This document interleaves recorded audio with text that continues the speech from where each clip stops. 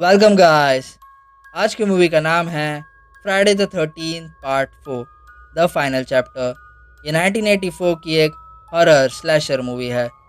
मैं इसके पहले के तीनों पार्ट्स एक्सप्लेन कर चुका हूँ, वो देखना भूलना मत, क्योंकि ये चारों पार्ट्स एक दूसरे से लिंक्ड है। तीनों पार्ट्स के लिंक आपको डिस्क्रिप्शन में मिल जाएंगी। मूवी की शुरुआत वहीं से कंटिन्यू होती है जहाँ से पार्ट 3 की एंडिंग हुई थी। जेसन को मरा हुआ समझकर पुलिस वाले उसे हॉस्पिटल भेज देते हैं, पर जेसन अभी तक जिंदा है। हॉस्पिटल में जेसन डॉक्टर और नर्स दोनों को मारकर फिर से क्रिस्टल लेक की तरफ निकल पड़ता है। दूसरी तरफ हमारी मुलाकात होती है चार्विस फैमिली से, जिनमें होते हैं ट्रिश, टॉमी और उनकी मॉम मिसेस चार्विस, जो कि क्रिस्टल लेक के पास ही रहते हैं।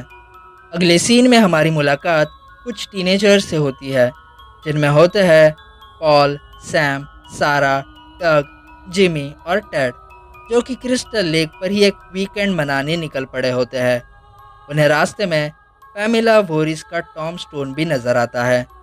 ये टीनेजर्स क्रिस्टल लेक में चार्विस फैमिली के सामने वाले घर में ही ठहरने आए होते हैं। यहाँ आकर वो ट्रेश और टॉमी से मिलते हैं। अगली सुबह जब वो जंगल से गुजर रहे होते हैं, उन टीनेजर्स फ्रेंड्स की मुलाकात दो ट्विंस से होती है। फिर सभी लोग मिलकर क्रिस्टल लेक जाकर स्विमिंग करने लगते हैं, क्योंकि उन्हें क्रिस्टल लेक की हिस्ट्री के बारे में कुछ पता ही नहीं था। दूसरी तरफ ट्रिश और टॉमी वहाँ से गुजर रहे होते हैं, तभी उनकी कार बिगड़ जाती है। तो रॉब नाम का लड़का उनकी कार ठीक करने में मदद करता है। ट्रिश रॉब को लिफ्ट के लिए ऑफर करती है और फिर वो उसे अपने घर भी ले जाते हैं, जहाँ टॉमी उसे अपने मास्क के कलेक्शन दिखाता है। और शाम होते ही रॉब कैंप करने निकल जाता है, जहाँ बगल के ही घर में सभी लोग पार्टी करने लगते हैं। सैम देखती है कि एक ट्विन उसके बॉयफ्रेंड पॉल के साथ फ्लर्ट कर रही है और इससे नाराज़ होके वो लेक में स्विमिंग करने जाती है, जहाँ जेसन आकर उसे जान से मार देता है। कुछ देर बाद पॉल भी सैम को ढूंढते हुए लेक पर आता है, जहाँ जेसन पॉल को भी जान से मार देता है। थोड़ी देर बाद एक ट्विन पार्टी से बस निकल ही रही होती है कि जेसन एक सलिया उसके आर पार घुसाकर जान से मार देता है। अब तक मिसेस जार्विस भी घर पहुंच चुकी होती है। देखती है कि पूरे घर में अंधेरा है और घर में ना तो ट्रिश है और ना ही टॉमी। वो उन्हें ढूंढते हुए बाहर जाती है और जेसन आकर उन्हें वही मार देता है। कुछ देर बाद ट्रिश और टॉमी घर लौटते हैं। लौटकर देखते हैं कि उनकी मॉम घर पर नहीं है, इसलिए ट्रिश टॉमी को घर पर अकेला छोड़ उनकी मॉम को ढूंढने जंगल की तरफ जाती है।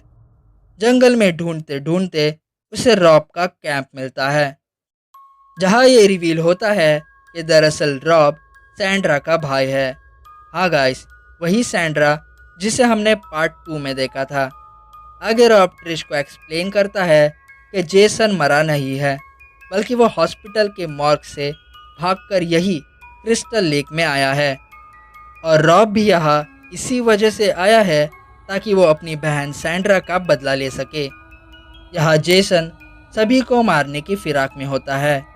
जब जिमी नीचे वाइन की बोतल लेने आता है, जेसन उसके हाथ में एक कॉक स्क्रू घुसाता है, फिर उसके चेहरे पर एक स्मॉल मशेटे से वार कर मार देता है।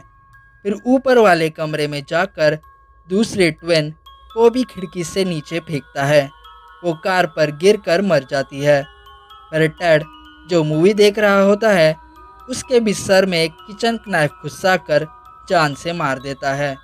फिर जेसन ऊपर जाता है, जहाँ डग और सारा बाथरूम में शावर ले रहे होते हैं।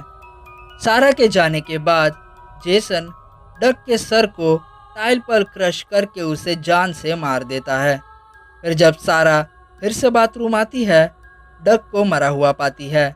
वो डर कर भागने की कोशिश करती है, पर जेसन उसके चेस्ट में एक कुल्हाड़ी घुसाकर उसे मार देता है।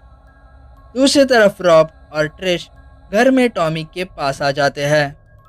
रॉब और ट्रिश बगल के टीनेजर्स के घर में इन्वेस्टिगेट करने जाते हैं। वहाँ वो देखते हैं कि पूरा घर शांत पड़ा है और लाइट्स भी नहीं है। वहाँ उन्हें एक भी टीनेजर दिखाई नहीं देता। रॉब बेसमेंट में चेक करने जाता है तो ट्रिश पूरे घर में चेक कर रही होती है। उसी दौरान ट्रिश को सभी टीनेजर्स की लाशों के एक एक करके एनकाउंटर्स होते रहते हैं। वो भागकर ये बात रॉब को बेसमेंट में बताने आती है कि तभी जेसन आकर रॉब को अंधेरे में ही एक मशेटे से वार कर जान से मार देता है। इधर टॉमी रॉब के बैग से जेसन के बारे में पढ़ता है।